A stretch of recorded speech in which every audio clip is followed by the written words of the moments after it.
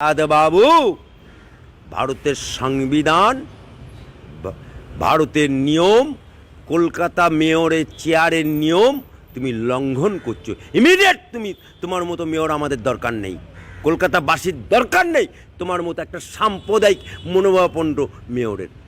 কারণ মুসলমানদেরকে গরম করছো, মুসলমান তাতানোর কথা বলছো। তুমি কেন, তোমার বাপ কেন হিন্দুর মেয়েকে বিয়ে করতে গেছিল? মুসলমান মেয়ে পাইনি? মুসলমান মেয়ে পাইনি? হ্যাঁ, তোমার বাপ কেন হিন্দুর মেয়েকে বিয়ে করতে গেছিল? হ্যাঁ, মুসলমান মেয়ে পাইনি? ছিল না মুসলমান মেয়ে? কোনো মুসলমান ঘরের ছিল না? তোমার বাপ যদি হিন্দু মেয়েকে বিয়ে করে থাকে, তুমিও হিন্দু প্রেমী হতে হবে। কারণ তোমার মা পুজো করে, তোমার বাড়িতে পুজো হয়, তোমার মা শিবের পুজো করে, তোমার মা পুজো করে। তুমি তো কিছুদিন আগে দুর্গা পুজো ফিতে কাটলে, হ্যাঁ, তুমি তো কিছুদিন আগে কালী পুজোর ফিতে কাটলে। নিজের বেলায় আঁটিসুটি, মুসলমান দেখলেই ব্যালটের কথা মনে পড়ে, মুসলমান দেখলেই বেফাস কথা বলতে ইচ্ছা করে না, লজ্জা করে না? বেহা নির্লজ্জ বেহুদা মেয়র কলকাতার ফিরহাদ হাকিম, জালি মাল, মুসলমানের কলঙ্ক। এরা সব নিজেদের আখের গোছাতেছে। সিদ্দিকুল্লাহ নিজের জামাই ছাড়া কিছু চেয়ে না। নট করা সিদ্দিকুল্লাহ চৌধুরী, আমি অ্যাডভোকেট আলী আফজল চাঁদ বলছি। তুমি তো মন্ত্রীর বাচ্চা, একটা মুসলমানের উপকার করেছো? আজ পর্যন্ত দেখাতে পারবে যে সিদ্দিকুল্লাহ চৌধুরী মুসলমান লিবাস পরা মন্ত্রী একটা বাংলার মুসলমানের ছেলের চাকরি দিয়েছে? মুসলমান লিবাস পরে শুধু জামাইয়ের উপকার করেছে, শুধু মেয়ের উপকার করেছে। রানীমা খেপেছে, ঘি কোথায় ঢালছে? সবই তো জামাইয়ের পাতে ঢালছো আর মেয়ের পাতে ঢালছো। লজ্জা করে না বেহুদা বেঈমান বাংলার বুকে? এই সিদ্দিকুল্লাহ চৌধুরী, এই তোমার সফেদ ঘোড়া, তারপরে এই ফিরহাদ হাকিম, এই ফেল, এরা সব তৃণমূলের জামানায় সব ঘুটে কুউনির ব্যাটারা সব মক্কা দেখে ফেলেছে, তাই এখন মুসলমান করছে 26 সালে ভোটে। ইসলামে 4টে বিয়ে জায়েজ আছে, কিন্তু সেটা পরিবার পরিস্থিতি অনুযায়ী হয়েছিল। যখন ইসলাম ধর্ম হয় প্রচারে, তখন সদ্য একটা ছেলে বিয়ে করেছে, সন্ধ্যেবেলায় ডাক এলো, দিনের বেলায় বিয়ে করেছে, সন্ধ্যেবেলায় ডাক এলো যুদ্ধে যেতে হবে, যুদ্ধে চলে গেল, সেই স্বামীটা মরে গেল।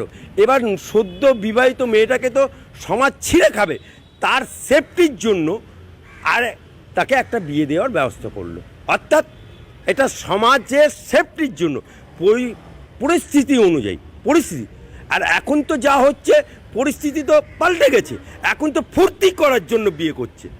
এখনও মুসলমানরা যারা পয়সা হয়ে যাচ্ছে, হাজি বিবি হজে যায়, ডুবে ডুবে পানি খায়, এখন যারা করছে এটা ফুর্তি করার জন্য, ধর্মের ঢালটাকে সামনে রেখে। তা ফিরহাদ বাবু, তোমার তো মা হিন্দু, দুটো মেয়ে, একটা বিবি, 4টে করো না। 4টে করলে বছরে 4টে করে মনা হবে, তাহলে 16টা 4টে করে মনা হবে, 4 বছরে 16টা মনা হবে। তুমি 70% করে দাও। এই ফিরহাদ হাকিম যে চেয়ারে বসে আছে, কলকাতার মতো মেয়র, সেই চেয়ারের মর্যাদাহানি করলো, সেই চেয়ারের মানে কি বলবো, কলঙ্কিত করলো। যে চেয়ারে সুভাষচন্দ্র বোস বসছে, যে চেয়ারে চিত্তরঞ্জন বাবু বসে, যে চেয়ারে বিকাশ রঞ্জন বসেছে, যে চেয়ারে সুব্রত মুখোপাধ্যায় বসে, সেই রকম একটা চেয়ারে বসে, কলকাতার মেয়রের চেয়ারে বসে, তার মুখে এরকম ভাষা বাংলার মানুষ আশা করেনি, বাংলার কোনো মুসলমানও আশা করেনি। ফিরহাদ বাবু, লাজ তো করো, শরম তো করো, চেয়ার কা সম্মান তো রাখো। মুসলমান ধর্মে কোথায় বলেছে? কোথায় বলেছে? কোন হাদিসে বলেছে? কোন কোরআনে বলেছে? তুমি দেখাতে পারবে? তুমি দেখাতে পারবে? একটা জায়গায় দেখাতে পারবে? আজকে 26 সালে ভোট, 21 সালের আঁকড়া দেখুন। মমতা ব্যানার্জি 5 to 7% ভোট পেয়েছে হিন্দু ভোট, বাকি সমস্ত মুসলমান ভোট পেয়েছে বিজেপি জুজুর ভয় দেখিয়ে। আজকে 26 সালের ভোটকে সামনে রেখে বাজারে মমতা ব্যানার্জি নামিয়ে দিয়েছে, হুমায়ুনকে নামিয়ে দিয়েছে, সিদ্দিকুল্লাহ চৌধুরীকে নামিয়ে দিয়েছে, এই ফেল তোয়ার সিদ্দিকে নামিয়ে দিয়েছে ফিরহাদ বাবুকে। ফিরহাদ, আপনি দেখুন বাংলাদেশে ইউনিট সরকার আসার পরে যেভাবে ওখানে সংখ্যালঘুদের উপর অত্যাচার চলছে, যেভাবে সাধু সন্তদেরকে অত্যাচার করা হচ্ছে, যেভাবে সাধু সন্তদেরকে ধরে জেলে পড়া হচ্ছে, তাদের বিরুদ্ধে একজন উকিল পর্যন্ত দাঁড়াতে দিচ্ছে না। যদি কোনো উকিল দাঁড়াচ্ছে তাকে মেরে ধরে হুমকি দিচ্ছে, তার বাপ মার পর্যন্ত হুমকি দিচ্ছে। আজকে বাংলাদেশে যে অরাজকতার সৃষ্টি হচ্ছে, উত্তপ্ত পরিস্থিতি হয়ে গেছে, আজকে সেই উত্তপ্তের আঁচ আমার বাংলাতে পড়ছে, ভারতবর্ষে। কারণ পাশাপাশি দেশ, ওরাও বাংলাভাষী, আমরাও বাংলাভাষী। এদিকে আমাদের বিরোধী দলনেতা তিনিও বাজার গরম করছে, আর ঠিক সেই সময় তুমি মুসলমানদেরকে গরম করছো, মুসলমান তাতানোর কথা বলছো। আজকে বাংলা, এ বাংলা কবি নজরুলের বাংলা, এ বাংলা রবীন্দ্রনাথের বাংলা, এ বাংলা স্বামী বিবেকানন্দের বাংলা। সেই বাংলাতে, সেই বাংলার চেয়ারে বসে, মেয়রের চেয়ারে বসে তুমি কলঙ্কিত করে দিলে। তোমার মতো কলকাতার মেয়র আমাদের বাংলার মানুষের চাই না, আর এই রকম হারামজাদা মুসলমানও আমাদের চাই না। ভারতবর্ষ ভাগ হয়েছিল ধর্মের ভিত্তিতে। হিন্দুস্তান হয়েছিল হিন্দুদের জন্য, পাকিস্তান হয়েছিল মুসলমানদের জন্য। শুধুমাত্র জিন্না নিয়ে চলে গেছিল ওখানকার প্রধানমন্ত্রী হবে বলে, আর নেহেরু পরিবার এখানকার প্রধানমন্ত্রী হবে বলে এই দেশটাকে ভাগ করেছিল। কিন্তু যখন মৌলানা আবুল কালাম আজাদ এবং খান আব্দুল গফ্ফর খান চিৎকার করে বলল যে আমরা পাকিস্তানে যাব না, আমরা ভারত ছেড়ে যাব না, আমরা চিরকাল কংগ্রেস করেছি, আমরা ভারতের মাটিতে জন্মেছি, আমরা ভারতের মাটিতেই আমরা কবর হবে, ভারতের মাটিতে আমার মায়ের কবর আছে, ভারতের মাটিতে আমার বাপের কবর আছে, আমরা যাব না।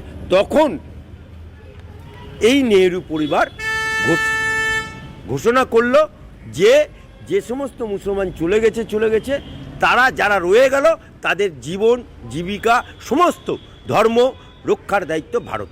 আর ওদিকে পাকিস্তানে জিন্না চুক্তি করলো এই ভারতের সাথে, যে চুক্তিটার নাম হচ্ছে লিয়াকত চুক্তি। ওখানে জিন্না ঘোষণা করলো যে ওখানকার যে সংখ্যালঘু হিন্দুরা রয়ে গেল তাদের জীবন জীবিকা ধর্ম রক্ষার দায়িত্ব। পরবর্তীকালে বাংলাদেশ ভাগ হয়ে গেল। কিন্তু আজকে বলুন, পাকিস্তানে বা বাংলাদেশে বা সিরিয়াতে বা যে কটা আফগানিস্তানে যে সমস্ত জায়গায় তালিবানি মুসলমান শাসন চলছে, একটা দেশ সুখে আছে দেখাতে পারবে? সিরিয়ার রাজা পালিয়ে গেল, বাংলাদেশ গণ্ডগোল, পাকিস্তান গণ্ডগোল। আমরা ভারতবর্ষের সেকুলার 70% হিন্দু সনাতনীরা আমাদেরকে বুকে আগলে রেখেছে, কারণ সনাতনীদের মন বিশাল বড়। তাই আমরা সনাতনীদের ছত্রছায়ায় আমরা যারা সংখ্যালঘু মুসলমান আছি, আজও নারায়ের তকবীর বলছি, আজও মসজিদে নামাজ পড়ছি, আজও কোরআন পড়ছি, আজও আমরা ইসলাম প্রচার করতে পারছি। এটা ফিরহাদ হাকিমের সহ্য হচ্ছে না? এটা কি ফিরহাদ হাকিমের সহ্য হচ্ছে না? সুখে থাকতে ভূতে কিলুচ্ছে। সব মানে কুজো কোনোদিন সোজা হয়ে হেঁটেছে? কুজো কোনোদিন বল খেলেছে? কুজো কোনোদিন দৌড়েছে? তাই বাংলা কেন, ভারতবর্ষের এই যে মুসলমানরা আছে, এটা হিন্দুদের সনাতনীদের মনটা বড় বলে আমরা আছি। আমরা অত্যন্ত মাথা তুলে আছি, গর্বের সাথে বলি হিন্দুস্তান হামারা। আর এই মাটিতে জন্মেছি, এই মাটিতে আমাদের কবর হবে। আর এই মাটিকে যদি কোনো মুসলমানের বাচ্চা ভেতরে ভেতরে বাংলাদেশি বা পাকিস্তানিদের মদত করার চেষ্টা করে বা এটাকে ইসলামিক করার চেষ্টা করে, তার হাত দে দে ঠাকুর, এ হাত মুজে দে দে ঠাকুর, এরকম হাত দিয়ে দেবে। বা এটাকে কোনোদিন আমরা ইসলামিক রাষ্ট্র হতে দেবো না, রাষ্ট্রবাদী মুসলমানরা হতে দেবো না। আমরা হিন্দু মুসলমান একসাথে আছি, এক বিনতে দুটি ফুল, হিন্দু মুসলমান। তাই তো রামকৃষ্ণ পরমহংসদেব বলে গেছে, পুকুর একটাই ঘাট অনেক। এখানে অ্যাজ পার রুল অনুযায়ী, আমি হাইকোর্টের আইনজীবী হিসাবে বলছি, যাদেরকে ধরা হয়েছিল প্রত্যেককে গিলটি পেয়েছিল বলে ধরেছিল, প্রমাণ সাপেক্ষে ধরেছিল। কিন্তু আমাদের দুর্ভাগ্য, বাংলার দুর্ভাগ্য, বাংলার মায়েরা রাত জেগেছিল, তারা বলেছিল we want justice, we demand justice. তাদের দুর্ভাগ্য এবং বাংলাবাসীর দুর্ভাগ্য। আজকে অ্যাজ পার নর্ম অনুযায়ী, রুল অনুযায়ী, একজন হাইকোর্টের আইনজীবী হিসাবে বলছি, 14 দিনের মানে 90 দিনের মধ্যে যাকেই অ্যারেস্ট করছে, যত বড়ই আসামি হোক, তাকে 90 দিনের মধ্যে লোয়ার কোর্টে তোমাকে চার্জশিট ফাইল করতে হবে। কিন্তু 90 দিনের মধ্যে ইডি সিবিআই চার্জশিট ফাইল করতে পারলো না। ওয়াই? কেন পারলো না সিবিআই? কেন পারলো না ইডি? কার অঙ্গুলি হিলনে? কার ফোন এসছিল? আর যদি এখন তো পজিশন আছে, আমার হাইকোর্টে মামলা করে যে যারা ছাড় পেয়েছে তারা সাক্ষীকে প্রভাবিত করছে, তাদেরকে বিভিন্নভাবে প্রভাবিত করছে, তাই ওদেরকে ওই ইয়েটা খারিজ করে দিয়ে, বেলটা খারিজ করে দেবার আবেদন জানিয়ে আমার হাইকোর্টে মামলা করতে পারে। করো দেখি। আর যদি না করতে পারো, বড়িয়া বিস্তার বাঁধো, গো টু দিল্লি, চলে যাও দিল্লি। তোমাদের মতো ইডি সিবিআই আমাদের দরকার নেই। বাংলার মানুষ বুঝে নেবে। এই সন্দীপ ঘোষ যে একেবারে রিজাইন, এত অনেক কিছুতে অভিযুক্ত থাকার পরে রিজাইন করার সঙ্গে সঙ্গে যে প্রাইজ পোস্ট পেয়ে যায়, সে যদি ছাড়া পেয়ে যায়, তাহলে তো মানে কতজন সাক্ষীদের তো করবেন উনি, এতটা প্রভাবশালী। Let me finish. এই সন্দীপ ঘোষ হচ্ছে মমতা বাবুর, মমতা খালার, মমতা আপার ঘনিষ্ঠ। সকালবেলায় রেজিগনেশন, বিকেলবেলায় প্রমোশন। আর প্রমোশন যে লোকটা পায়, যে লোকটা অধ্যক্ষ, যার নেতৃত্বে অভয়াকাণ্ড হয়েছে, যার নেতৃত্বে সমস্ত লাশটাকে তাড়াতাড়ি পুড়িয়ে দেওয়া হয়েছে, সেই লোকটি আজকে জামিন পেয়ে যাওয়া মানে আমাদের বাংলার মায়ের দুর্ভাগ্য এবং অভয়ের মায়ের দুর্ভাগ্য। তাই আমি বলবো ইডি সিবিআইয়ের বিরুদ্ধে যদি ইডি সিবিআই তৎপর না হয়, তাহলে বাংলার মানুষ এর বিচার কিভাবে করতে হয় সেটা বুঝিয়ে দেবে 26 সালে। অবশ্যই এর প্রভাবশালী আবার কি? প্রভাবশালী মমতা বাবু, কারণ মুখ্যমন্ত্রী মমতা ব্যানার্জি খোদ মুখ্যমন্ত্রী এবং তিনি হচ্ছেন স্বাস্থ্যমন্ত্রী। আবার মেডিকেল মাফিয়া, তার মাথা হচ্ছে অভিষেক ব্যানার্জি, আলালের ঘরের দুলাল, যার কাকু বলে আমার বাসকে কেউ ছুতে পারবে না, সেই মালটা। সুতরাং এখানে প্রভাবশালী বলতে ঠক বাজতে গাঁ উজাড় হয়ে যাবে। কোচ প্রভাবশালী বলতে স্বাস্থ্যমন্ত্রী, কোচ প্রভাবশালী বলতে আমাদের অভিষেক ব্যানার্জি। তাই প্রভাবশালীদের মাথায় হাত থাকার জন্য আজকে ইডি সিবিআই চার্জশিট জমা দিতে পারলো না। তাই ইডি সিবিআইকে বলছি ইমিডিয়েট বড়িয়া বিস্তার বাঁধো আর গো টু দিল্লি।